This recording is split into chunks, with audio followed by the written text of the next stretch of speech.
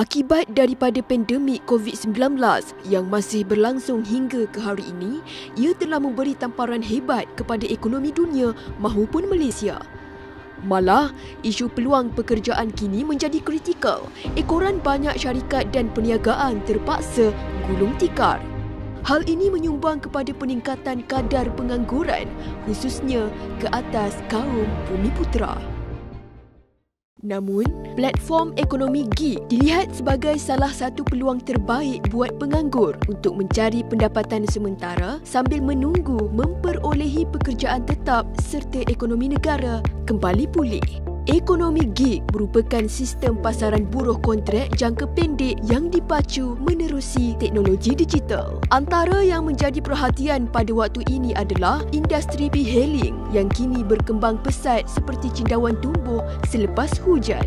Setakat Oktober 2021, direkodkan seramai 70,000 penghantar makanan dan sekurang-kurangnya 50% daripada jumlah tersebut tertumpu di kawasan Lembah Kelang disebabkan permintaan penghantaran makanan yang tinggi daripada pelanggan. Walau bagaimanapun, pelbagai isu telah timbul di kalangan perkhidmatan penghantaran makanan seperti peningkatan kemalangan, isu pembayaran gaji dan upah yang tidak setimpal serta ekosistem aplikasi yang tidak teratur mengakibatkan mereka yang terlibat dalam industri ini merasa terabai.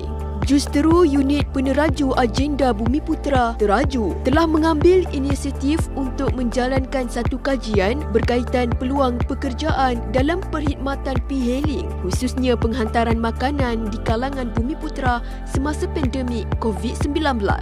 Seramai 503 responden telah dijadikan sampel dalam kajian ini, yang mana 93.8% merupakan etnik Bumiputera yang terdiri daripada Melayu, Bumiputera Sabah dan Sarawak serta orang asal. Hal ini menunjukkan pertambahan penyertaan penghantar makanan adalah selari dengan impak daripada pandemik COVID-19 yang sedang melanda negara ketika ini. Walau bagaimanapun, sebilangan besar penghantar makanan menyatakan e-hailing bukan sumber pendapatan utama.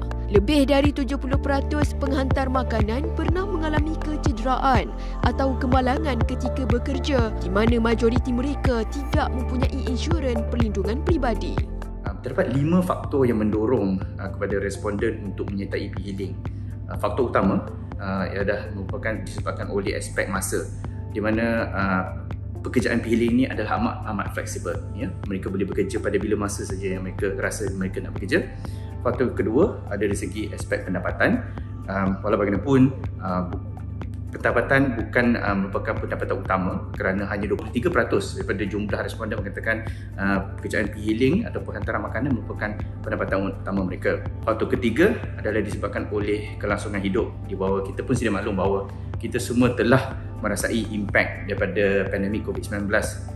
Faktor keempat adalah ada aspek ekonomi, di mana kita pun sedia maklum juga bahawa ekonomi kita telah berkembang dengan pesatnya ketika COVID-19 melanda pada tahun lepas. Dan faktor kelima adalah disebabkan oleh kelayakan, ya, di mana penghantar makanan ataupun e-hailing riders ni tidak perlu mempunyai tahap pendidikan yang tinggi untuk menyertai e-hailing. Dari segi aspek cadangan-cadangan penambahbaikan, kita telah kena pasti melalui soal kajian, soal selidik dan juga perbincangan secara berkumpulan berfokus telah mengutarakan beberapa cadangan, iaitu mewujudkan sistem penilaian, persijilan dan pentauliahan kepada platform e-hailing ataupun kepada syarikat pengendali e-hailing supaya mereka dinilai dari segi aspek penghantaran makanan dan juga kebajikan kepada penghantar makanan tersebut.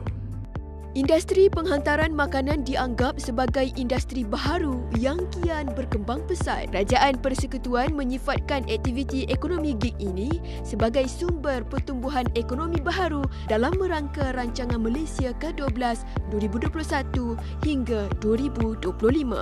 Teraju berharap agar dapatan kajian ini bakal menambah baik ekosistem e-hailing dan dapat membantu menjaga kebajikan penghantar makanan e-hailing terutamanya di kalangan Bumiputera sekaligus lebih terbela dan terjaga.